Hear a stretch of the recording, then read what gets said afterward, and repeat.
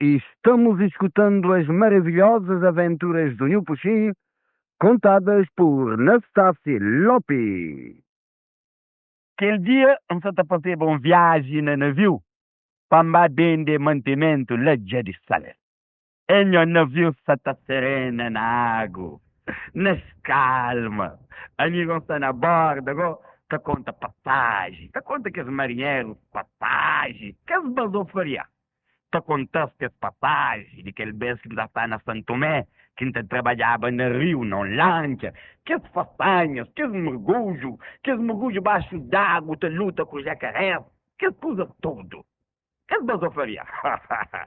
E não navio tabata, pai. Estava com um filho de capitão Go na borda, junto com nossa brinca. E não, de repente sopra um vento de oeste.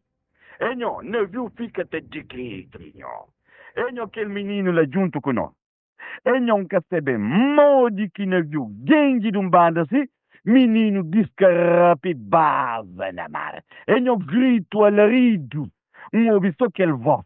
Minha terra, flanfi. Impnastar, fiquei na água. Pincha. E não tchulupo dentro do mar. E não tá súbita diz. Tá súbita diz.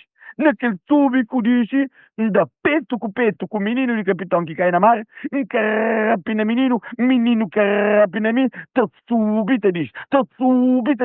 E não bota corda com laçada tranca na minha pé com o pé de menino, puxa, de maneira que não vem cabeça para baixo. E não existe no navio cabeça para baixo. E não capitão bem, e pressão e falou assim, homem, você salva a minha vida. O que você quer para me pagar você?